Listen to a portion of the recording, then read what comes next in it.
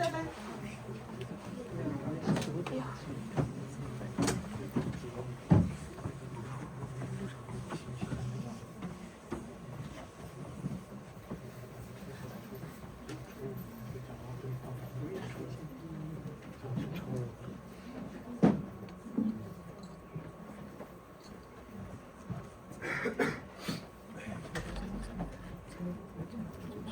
afternoon, our professor, and my name is Arden SHI, and today our topic is digitalizing cultural heritage through metaverse applications, challenges and opportunities and strategies. And why we present this topic is because the cultural heritage is vital for identity, community, continuity, education, and social cohesion. The digitalizing it through the metaverse is both necessary and timely. And the cultural heritage is contains two types, which is the tangible cultural heritage and the intangible cultural heritage. You can see on these pictures, this is all the different cultural heritage. And the tangible cultural heritage comprises the physical sites, structures, artifacts, and so on. And the intangible cultural heritage also consists of the living practice, rituals, performing arts, oral traditions.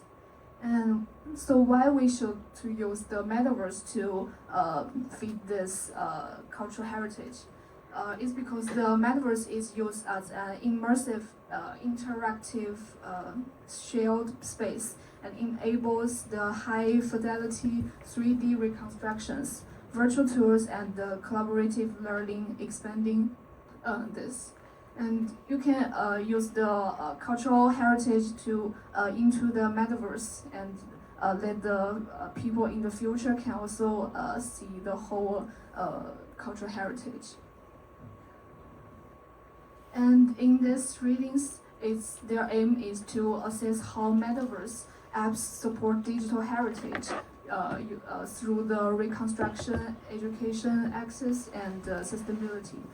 To focus on this discussion, they mentioned three research questions. Question one is the current practices and technologies for virtual preservation. And question two is what are the challenges and opportunities arise in this digitalization? And the question three is what is the impact on engagement, education, and preservation?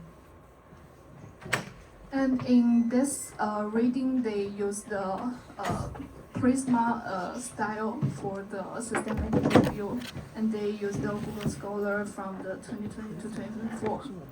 And they also have these scope limits, like the single database and English only and no quantitative meta-analysis. And in this reading, they also mentioned the four cases, which is the Ile de France from the France, and the Kila Cairo from the Uzbekistan, and the Ayutthaya and the Bagan, which will let the Sherry to explain the details in later. And the workflow is also quite straightforward. Just the capture, model, or fuse, publish, and open archives. And it's hello, my name is Sherry. Your name is Sherry. And I will introducing the four. Yes, and I will introducing the four digitalizing heritage sites. So it's focused on two organizations. One called is the global digital sites, and the other one is called the SciArc. So how they are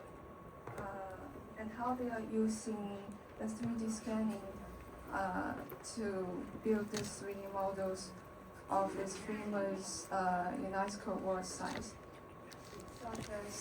such as the places I listed in the world map.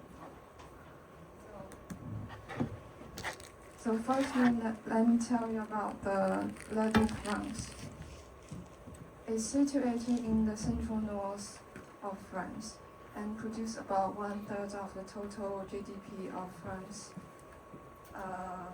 The global digital heritage has created a full digital archive here, like some videos and VR and AR 3D models, and also the detailed interest side in the maps. So you can see from this picture, online visitors can choose from a different range of option settings to explore the immersive environment.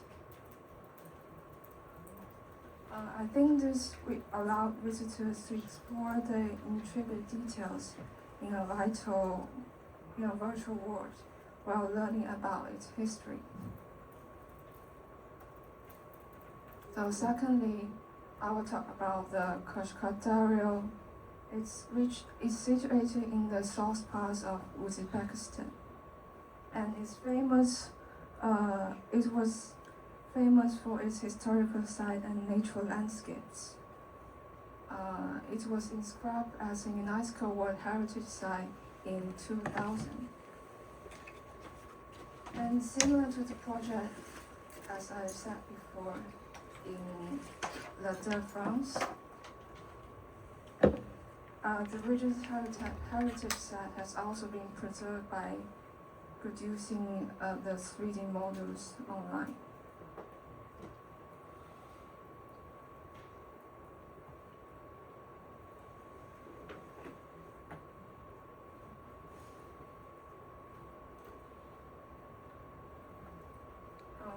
This can enable visitors to explore this virtual environment, such as the historical buildings, such as the ancient monuments, as I stated the pictures, through a variety of immersive settings. Thirdly, it's about Ayutthaya. It's in Ayutthaya, Thailand. It's a historical capital of Thailand, and it's famous for its architecture, including grand temples and palaces. Here are some pictures about this site.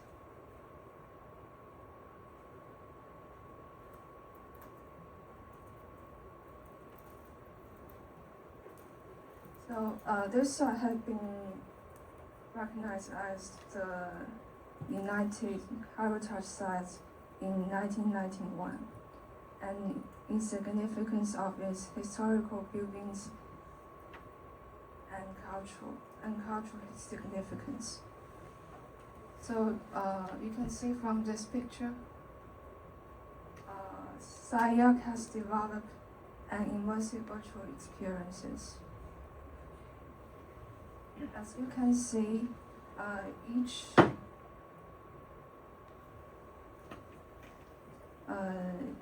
virtual site will start with the introduction information, and it's about the location. Sorry, may I learn that if these for example, this example is a web-based case, or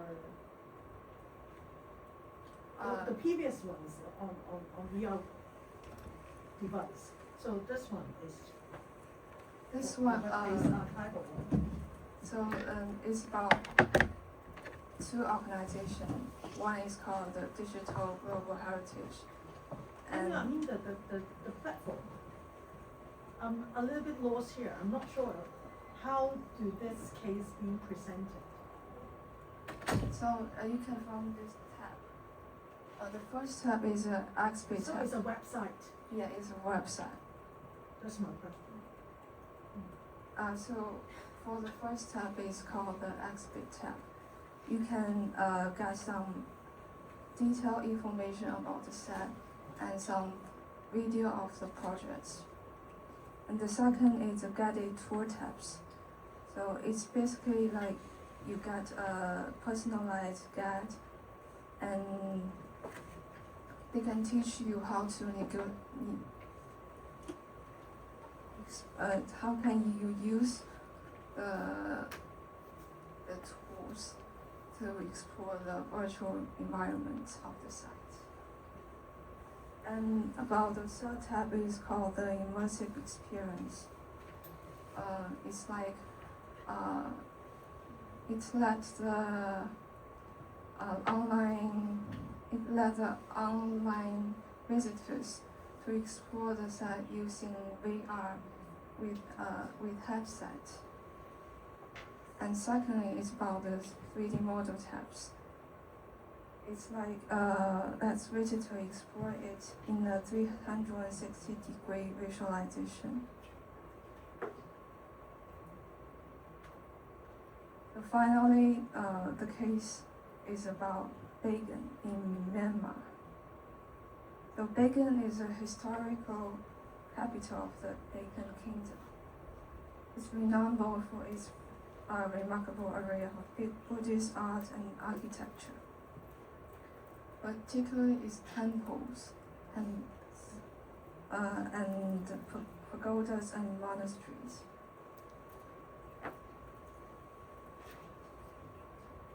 So moving on to the next slide. So what are the current practices for preserving cultural heritages? So firstly, it's about photogrammetry. It's like you take a lot of pictures from different angles and you software stitches them to build it into a detailed 3D models. And secondly, is about 3D scanning, like LiDAR.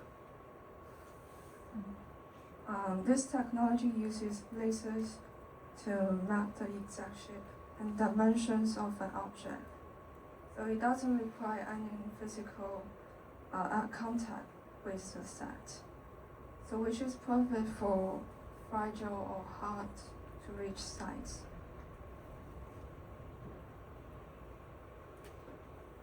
And moving on to the next part, I think this digital models serve two main purposes.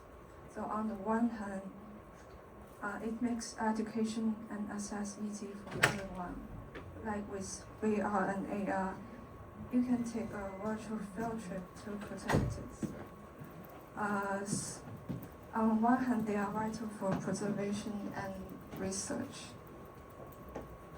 They let conservators monitor they let conservators monitor deterioration over time, and plan restorations and study a site in incredible detail without ever touching it.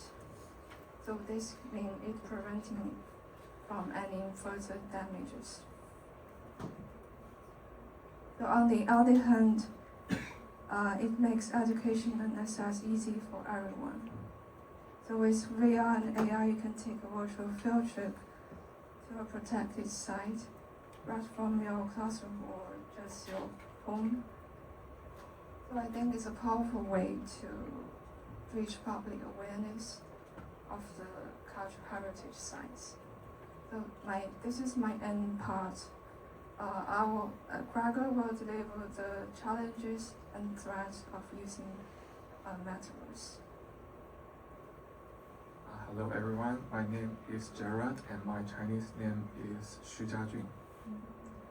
So in part 3, I'm going to talk about the challenges, opportunities, impact, and prospects. So here are some key challenges in metaverse cultural heritage preservation. And first of all, the metaverse-based cultural heritage are a surrogate and aggressive digital representation, which means it could be a little hard for you make sure that it is 100% accurate, and if some parts are missed or changed, it could cause some problem. And second thing is that the cultural sensitive is very important in this kind of product. For example, if the local community wasn't involved in such a project, it could be some problem such as the misrepresenting and or more even like disrespect for the traditional. And third, I'm gonna talk about the divide of it because I have a quick question for you guys. Do any one of you guys own VR glasses? At home. Yes, at home, not at work. No, right. I'm interested in it and I want to buy it, but it's a little expensive. So I mean, there are a lot of people that couldn't afford such a product. So if you don't have the device and the internet, so you can't access the virtual reality. And also, data security is also very important because the all metaverse based on the internet, so it could be hacked and even overdated. And at last, I want to say that even the digital culture history is very fun and interactive, but it just can't replace the reality heritage because the reality heritage has its own unique advantages. And then let's talk about the opportunities and advantage of digitalization. And first of all, as we all know that the metaverse could help people to experience the world culture without travel or flying. So if you cannot travel at the moment, you can just use the internet and the metaverse to get the experience. And also it is especially good for the endangered sites and the intangible heritage such as dance and songs. And also, as I mentioned before, the educational innovation and outreach is also an big advantage of this metaverse because it is more fun and more interactive. And also, the digital transformation was actually driven by the pandemic, especially COVID-19, which means more and more people are willing to use this kind of product and even spend money on it. And also, the collaboration among the stakeholders will make the experience more better. And then I want to talk about the positive impacts. So the metaverse actually help people learn the world cultures more widely and more easily. And also the more people are more engaged in this kind of product. But there are worries too. For example, as we using the metaverse to build any kind of culture, digital culture heritage, there will be cost a lot of energy for not just building it, also running it. So there will maybe there will create many e-waste. And so that's what we need to think about is we need a long-term digital strategies so that for example, like using the green energy, recycling the old devices, and also I think very strong data management should be needed because with that kind of strong data management, the heritage will last a long time. So here are some recommendations, and so we need to involve the local community for the cultural sensitivity because as I mentioned before, the cultural sensitivity is very important and could cause some serious problems. And also, I think we should develop the clear standard and rules for digital preservations. So, while we are using it and creating it, and also, I think the government and the institution should invite in the digital literacy and infrastructure for more, so that more people can use it. And at last, I think with using the sustainability of technology, there will be create a more good healthy environment. And for the future research, I believe the experts should work together cross field and focus on legal, ethical, or user-friendly design and inclusions. So these kind of advanced interface and interaction design would help people have a better experience while using the metaverse. So in conclusion, I think metaverse is a very powerful tool of using, of saving and sharing the culture, world's culture, but it must be used responsibly. And there are many challenges, but also opportunities for the metaverse, and we need to focus on the sustainability and respectfully while we are using it. That's all. Thank you.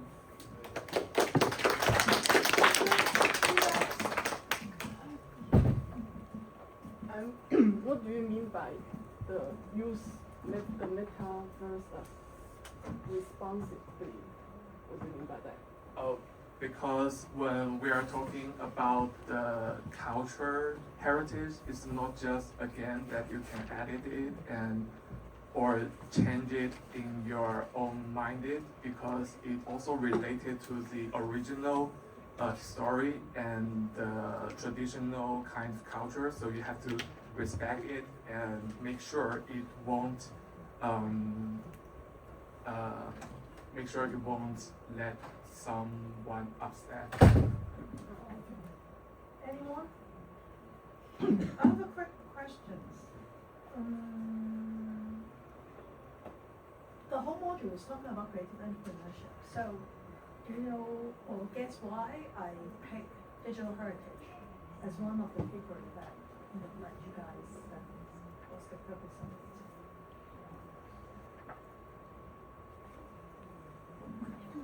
Maybe the metaverse is all about the creative, and nowadays. The focus on digital heritage, not metaverse. Yeah.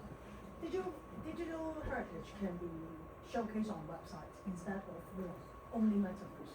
There are plenty of installation setup, but why digital heritage?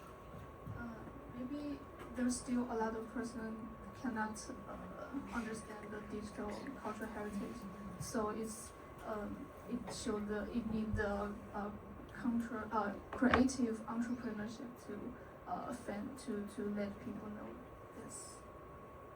Anyone? Any supplementary insights? Creative entrepreneurship is like two split mindset. A side is like an artist, the other side would be like business people, right? So in this case, when we are working cultural heritage as a business access, what would be your insight about that? Artist. No. One more time. Cultural heritage as a business access. What do you see from that?